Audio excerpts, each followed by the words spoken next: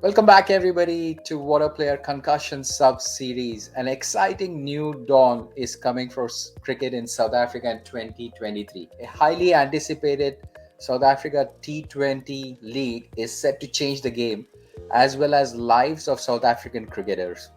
So we're going to bring you all the insights about what is SA20, what can we expect, who owns the franchisees, and there is an auction coming up as well tomorrow in South Africa, which is much anticipated, similar to IPL. To talk about it, none other than Tim from South Africa. Welcome, Tim, to our show from Cape Town. How are you doing, and how excited are you about this new T20 franchise evolving in South Africa? Thanks very much for having me, Simon. I think initially I was a little bit skeptic, but I think when you look at the way that the system has worked out, I think it could well be a very, very good competition. It comes at a very important time for Cricket South Africa and top level players, because it is going to be basically a best versus best competition. In terms of where Cricket South Africa is with the financial situations, as we well know, it's covered at a crucial time, just when Cricket South Africa needs an input of cash and it needs an input of exposure, because there are a lot of players here in South Africa that up until this point haven't quite had the exposure, but hopefully this competition will change that. Give our viewers a little bit of color. There are, of course, six franchisees in South Africa. Who are they, and who are the owners, and what does South African public think about it? Because all the franchisee owners are from overseas. There are no local investors, so that's another interesting angle. But talk to us. Who are the franchisees and who own them? So the Durban Super Giants, I think we know who the owners are there. So it's basically the Super Giants of the IPL, Pearl Royals, which is Rajasthan. Then we have got the Pretoria Capitals, which is obviously Delhi Capitals. Joburg Super Kings, that's Chennai Super Kings have got them. My Cape Town is Mumbai Indians. The last one, Sunrisers Eastern Cape, which is the Sunrisers Hyderabad. So those are your six IPL owners and the names of the six teams. It pretty much covers the six main areas of South African cricket, with the main hubs of domestic sides. So that's really where it's centered around. There is mixed feelings on Twitter community about the owners of franchisees. Right? Some are really thrilled because there's investment coming into South Africa, experienced franchisee owners. But of course, there is another segment of audience and cricket fans who are slightly disappointed there is no local investment, there is no South African entities investing. What's your view? What is South Africa's view in terms of the ownership of the franchisees? It comes down to budget. It comes down to the biggest bidder, and that's essentially what it came down to. There were a couple of South African entities who were involved. Basically, they just could not compete with the IPL owners. That is the crux of the situation. And Cricket South Africa right now is in a position where it doesn't need the biggest bidder. This was created for a way that South Africa could market its brand to make money, and that is basically where it is. What's going to happen over the next 3 or 4 or 5 years is going to be very interesting. It could end all belly up. It could. I'm not always keen on 100% outside investment. I like to have a sort of a local flavour. The key here is Cricket South Africa hold the majority stake in this competition. They hold a 57% majority stake. As long as that remains the same, even if they give up a little bit more of that 57, say it's 52 in a 3 or 4 years from now, as long as they remain majority stakeholder, then it should be for the better of Cricket South Africa. On the face of it, it's good money. Cricket South Africa needs it. It's going to be a good tournament, in my opinion, because it's going to be the best players versus the best players playing right at the top of the echelon of this competition. So you won't see any hangers-on from that point of view. So it'll be a good spectacle to watch. Results don't come in that first year. The results come 3, 4, 5, 6 years down the line. In a perfect world, would I have liked some South African entities involved? to mix it up a little bit, wonderful. I would. Of course I would. I would 100%. When the biggest bidder comes along and says, we're going to invest for 10 years, which some of them have said we'll be here for 10 years, and there's X amount of money, it's very difficult for Cricket South Africa to say no in its current the way the current financial system is run. Franchises aside, financials aside, what is very exciting, Tim, is there are about 316 players on the docket across 14 countries who will get opportunity to play in the league. What Graham Smith had mentioned to Sky Cricket, he articulated it pretty well. This is an opportunity for the South African youngsters to play alongside international names and international players to promote cricket in South Africa. And especially the IPL franchisees have a lot more experience than a brand new investor. So he felt pretty comfortable with the approach, and I think you make a good point, which I was not aware of. 57% stake still stays with the South African entities or Cricket South Africa. Excellent. So tomorrow is the auction. So talk to us about how's the auction structure going to be, Tim? And of course, you were with our journey on the IPL auction. Is it anywhere going to be closed? What can we expect?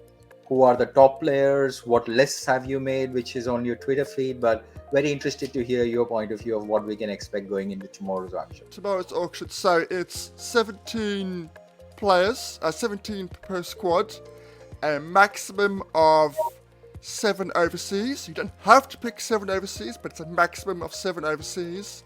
10 local will be in your squad of 17. As I understand it, there are 8 rounds of auction. Because of the fact that the UAE got ahead of us in terms of getting the players, it has put a slight dampener on who we were able to get. We were still able to get good quality players. For example, your West Indian players. We're not getting the cream of the crop from the West Indies. And we know how powerful they are as a T20 entity around the world. They always, the Andre Russells, the Darren Bravos, the Chris Gales. So those guys are not going to be coming. What we've basically done, we've pretty much picked up the best of the rest. It's predominantly going to be the English. It's going to be a large contingent of English players and Sri Lankan players. Like your Waadaplaya, who's really coming to, and Thick Shana. So really good quality players. Harry Brooke from England, who's just made his test debut against South Africa recently, highly thought of. You're going to have your sort of in-between where your Rashid Khan. Now, Rashid Khan, everybody's picked. Rashid Khan is already in. He's already here.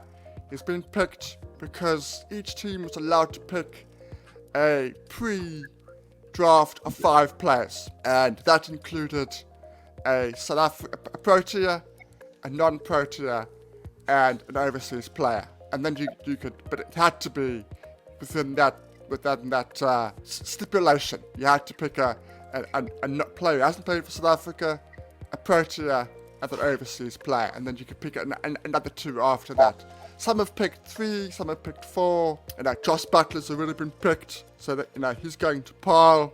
Carl Myers is going to Durban. Thikshan, as I said, is going to Super Kings. So is Mario Shepherd. Curran, Livingston, Rashid Khan, and Rabada all going to my Cape Town. My Cape Town have probably picked up the best 5. I'm from Cape Town, but they genuinely have picked up the best 5 at the moment. The question will be, because there's so many local players, the question will be, how much of them have they seen? Like, we've all seen the Tristan Stubbs now.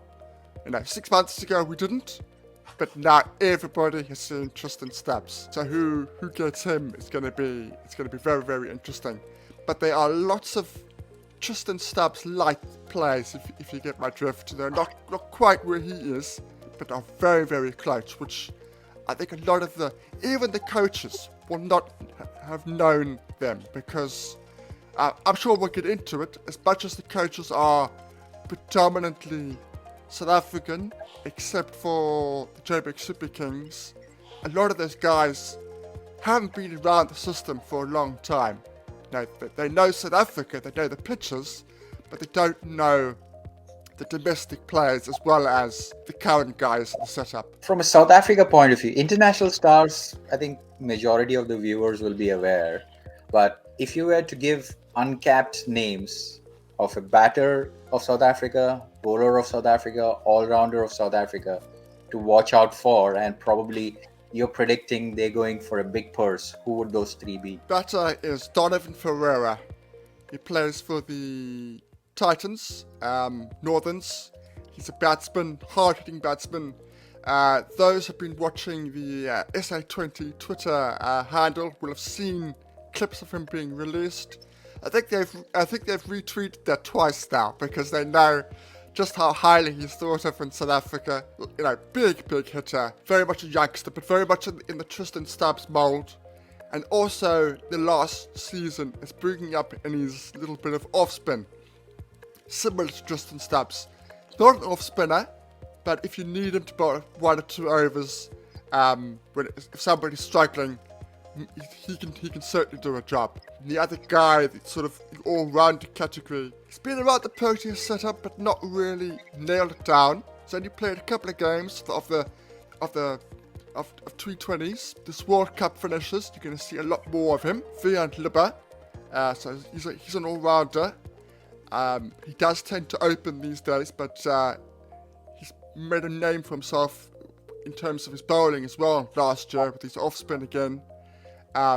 Very useful. Left-hand batsman, hits it a long way, moves, sort of, maybe not a 360, but sort of a 280 sort of play. Hits it all around the park.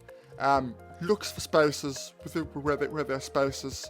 I think, as I said, after this World Cup, it's going to be something special. The guys that they'll definitely not know, leg spinner from the northwest. There's going to be a lot of spinners being picked up that a lot of players, a lot of viewers will not know.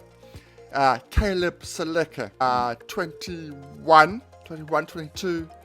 You're not going to get a lot from his batting, so don't expect him. The first two you can do a bit of both. This guy is just a straight leg spinner. Not a massive turnover of the ball, but good variety, good changes in pace. Will be very important. For a man who's just played, last year was his first professional season. His economy was around 7.5. For a leg spinner, economy of 7.5 is quite something. And as I say, still 21, 22, hugely talented individual. And from an international player's point of view, who are you expecting will be probably taking the biggest purse in tomorrow's auction? Any names? I don't know how these guys are going to adjust their teams, because if you look at the pitches, they are all very different pitches. Got the Durban pitch. The Durban pitch, it will not be uncommon if the Durban team play 3 spinners in their 11. I think they should. I think they should play 3 spinners. Whereas if you go to Joburg, you'd be mad to pick 3 spinners. So from that point of view, it's going to be very difficult to nail down personnel. I think Harry Brooke is a really interesting cricketer. Obviously highly thought of in England. They must just park that test run just to the one side a little bit, because he's new to that. He is an attacking batsman. He takes the attack to bowlers. So he will be a huge find. Adam Washington, he's just played his first season with Essex. He's moved to Essex. He's had a fantastic season. Batsman, but wicket keeper. So I would imagine whoever picks him up, should somebody pick him up, he'll be playing as a wicket keeper. Again, hard hitter of the ball. Not a nerdler. He takes the attack to the bowlers. He will enjoy the South African pitches where the ball stands up a bit more. He won't be having to second guess what might happen. So if he goes to somewhere like Joburg or Centurion, he'll enjoy that, the ball coming onto him a bit more. I think Harry Tector. Let's go Irish. Harry Tector. I'm a big fan of Harry Tector. He scored runs against South Africa recently when we went there. We played a game against them and he scored runs Again, another batsman. I just hope the fact that he plays for Ireland does not diminish the fact that that somebody picks him up, because I think some of these franchises, they look and they go, oh, he plays for Ireland. Nah, let's not pick him. Really talented cricketer. I think a top 4, top 5 easily for one of these sides. So yeah, it's difficult. It is difficult because you don't know who's going to be picked for who. The only team that I have complete confidence in is the PAL team, because the PAL team is coached by a current domestic coach, and the backroom staff are all domestic coaches. They're all domestic coaches. They know the current system. They know who's good. They know what to expect. They know what the PAL pitch is going to do. The PAL pitch is going to be spin friendly.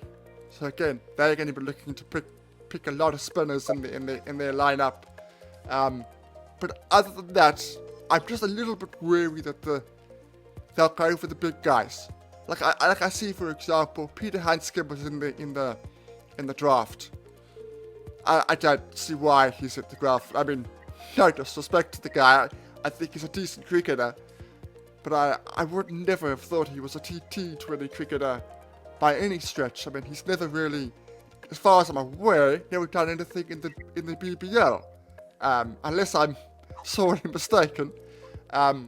So you might find a left field selection like that. Like a couple of years ago, going off drift, they did pick Ben Dunk for one of our MSL tournaments. And shock to everybody, he was fantastic. So maybe I'll be proven wrong. Maybe Handscomb will be picked and it'll be fantastic. But on the face of it, I'm surprised that he's in the list of 318, I think it is.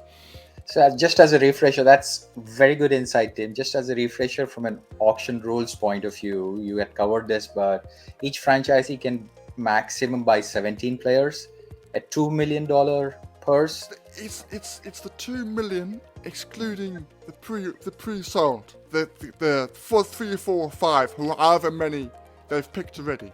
So it's 2 million from now, from tomorrow. Okay, so that should be fun. And a maximum of 7 overseas players, while 10 South African need to be in the squad. So it will be very interesting how the franchisees will go about. Other question, which is outside of the auction, but it's more of a scheduling. Cricket South Africa already got a lot of slack from Australia for pulling out of the ODI series and things like that. So this tournament, at least for now, looks to be scheduled in January and February, which overlaps with the Big Bash League. That's one aspect. I'm interested to hear what about the scheduling. Second aspect of it is we are starting to see the Trent Bowles, the Neeshams be ready to forego a national contract but be open for franchisee cricket. West Indians, we are always aware that their preference where it is, but we're starting to see likes of New Zealand starting to make hard decisions. So very keen to hear your take on both of it, scheduling and also players choosing franchisee cricket, T20 cricket over country contracts. So the scheduling, Graham Smith has said that those guys that are going to be playing in the Big Bash and our league, they will play the Big Bash until ours begins. They have committed to the entire competition of ours. So they will be playing, I don't know exactly how many, but 2, 3, 4 weeks of the Big Bash, and then they'll be coming straight over to our league. So we won't be shortchanged in that respect, which was important because it did come up. You don't want to sign somebody in and only get 2 weeks of his participation. That would be unfortunate. In terms of the game going forward, look, this is the way this game's going. The horse has bolted. The time for coming to some kind of agreement where this sort of thing didn't happen is long gone. It was there, 2008. The boards could have come around, had a discussion and said, right, this is the way this game is going, but the international game is still sacrosanct. It is still the most important thing to play for your country. I do not begrudge Bolt going the way he's done. He has committed his entire life to New Zealand cricket. He's 33 years old. Do not begrudge him in the slightest. He's not one of these guys that have played a couple of years, did well for 2 years and then jumped ship. He has committed his best years of cricket to his home country. So I do not begrudge him trying to get a little bit of a decent packet, as you say, in the last couple of years that he's got left. Do not begrudge him. But it's the way the game's going, unfortunately. It's important from a South African perspective because we have got somebody very similar. We've got Devil Previs, who has gone from SA19 to T20 all around the world. He's gone to all of them. He's gone to the 60-60, he's gone to the CPL, gone to the IPL, he's been part of the IPL development side, which went on a tour to the UK, smacked bowling attacks all over the field. He still hasn't played a single domestic game in South Africa for his domestic side. And he is a really hot property by everybody. So they are, as much as he said he wants to play for South Africa, what format? Just T20s. I'm hoping it's all formats, because he's got the talent. I'm hoping it's all formats. But again, would I begrudge him? No, I wouldn't, because that's the way the game's going. It's just unfortunate that he's starting out his career in all of these leagues, rather than getting a sound basing within South African cricket, building his reputation, and then moving on. That's the ideal blueprint, but that's not the blueprint that we live in at the moment. Again, don't begrudge the guys for going. Most people would, but as I say, the time for not stopping it, because you can't stop it, but for time for coming to a happy medium for everybody involved, that time is gone. That time is gone, unless you go and you start saying, right, well, Pakistan can go to Australia, will now get 5% of the TV rights. Now I don't think that's ever going to happen, but unless something like that happened, the horse is bolted. We are where we are. T20 cricket remains the key maker in terms of funds, and everybody else is running behind it. Well, there you are. SA20 is here. It's coming. 6 teams will be finalizing their 17-member squad tomorrow in the auction, and some of the South Africa's homegrown stars, upcoming talent, everybody will be on the show with international cricketers also. Very exciting times for South African cricket, Tim. I'm sure you will be glued in. Just one last thing. So for the viewers, international and local, where can they catch the auction live or all the coverage? Which channels? I did actually tweet that out. So obviously the SA20 website, quite a lot of places, which was good. Jio TV, Viacom 18, Sony Entertainment India, franchise teams, Facebook pages, ESPN, Cricinfo, CricBuzz, and South African radio called Vision View Sports Radio. And I'm told those first 3 Indian places, it's all channels. They explicitly said it's all channels within Sony Entertainment India, Viacom, Jaya TV. You can't miss it, really. Absolutely. Lots to look forward for. That's it. Good stuff, Tim. Thanks for making time. Really appreciate it. So lots to look forward for. I'm sure maybe next weekend we will bring you back on the show to look at the reactions, your predictions, etc. But exciting times for South Africa. Thanks again for making time. Hopefully you have a good auction tomorrow, and looking forward for the tournament. Thank you, Tim. I do a podcast called the FullQuotaPodcast. If you go to I'm on Twitter, I'm Tim32_cricket. I will be tweeting about it where you can find us. After the auction, me and a friend will be doing a summary of what we saw, who did well, who did badly, that kind of thing, immediately after the auction has finished. So give us a follow, give me a follow and a like, and I will keep you up to date on my opinions on that auction. Brilliant. There you go. We will put the links in the YouTube description as well, and our Twitter handle will post whatever Tim just outlined. Stay tuned, tomorrow live auction. Right after that, Tim will be live to get reactions. So do tune into that. For folks who are watching, thanks for following us, and we hope to bring you the content. And Tim, thanks very much. Enjoy the rest of the Sunday, and speak to you soon. Ciao. Thanks for having me.